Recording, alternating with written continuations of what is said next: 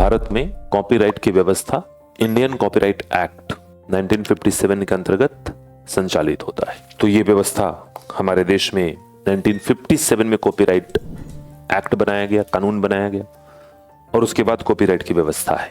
तो आज के डेट में आप कुछ लिखते हैं और मौलिक कृति है तो उसके ऊपर आपको कॉपीराइट मिल जाता है। वो उसके लाभ अगर कोई बेच रहा है तो उसके लाभ आप ही को मिलेंगे, और उसके बाद भी अगर कोई बेच रहा है तो वह कानूनन अपराध कर रहा है, उसको फाइन किया जाएगा, और फाइन जो किया जाएगा उसके भी एक अंश आपको मिल जाएंगे, है कि नहीं।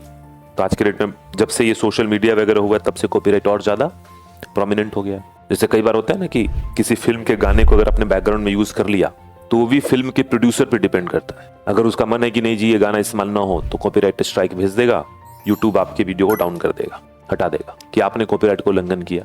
उसकी मर्जी, अगर वो चाहे कि भाई इससे पैसे कमाए हैं तो क्लेम भी कर सकता है कि भाई इतने पैसे क्यों कमाए। जैसे हाल फिलहाल में घटना घटी थी कुछ एक साल पहले, कुमार विश्वास का नाम सुना होगा आपने, बहुत चर्चित कवि हैं, और उन्होंने हरिवंश राय बच्चन साहब की एक कविता स्टेज पे पढ़ दी, और वो कई जगह पढ़ते हैं। अमिताभ बच्चन साहब को ये बात बुरी लग गई। उन्होंने कहा कि मेरे पिताजी की कविता आप पढ़ रहे हो ऐसे स्टेज शो में जहां पे आप जाने के लाखों रुपए लेते हो, तो फिर कॉपीराइट तो है हमारा, क्योंकि बाबूजी की मृत्यु के 60 साल अभी नहीं हुए हैं।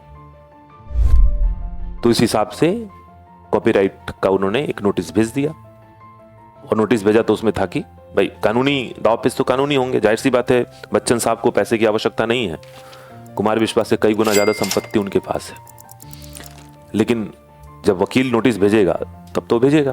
तो उसने डिमांड की कि आपने जो इतने जगह कविताएं गाई हैं बच्चन साहब की, तो उसके आर्थिक जो पहलू है उस पर ध्यान देते हुए भुगतान करें।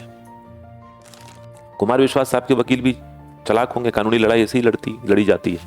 उन्होंने अपना कैलकुलेशन किया कि भाई हमारे कवि साहब जो है इतने समय तक स्टेज पे रहते हैं, एक बार स्टेज पे चढ़ने कितने पैसे लेते हैं, मान लो कि वो स्टेज पे 6 घंटे रहते हैं, तो प्रति मिनट कितने पैसे बने, और उस प्रति मिनट में उन्होंने बच्चन साहब के जो कविता गाई वो कितने मिनट की थी, तो पता चला कि वो 2-3-2.5 मिनट की थी, तो लगभग 72 रुपए बने थे, है ना।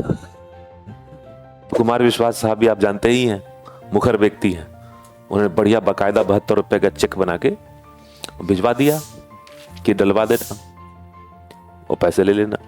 लेकिन ये मामला पैसे का नहीं है, ये मामला है कि आप ना पढ़ें।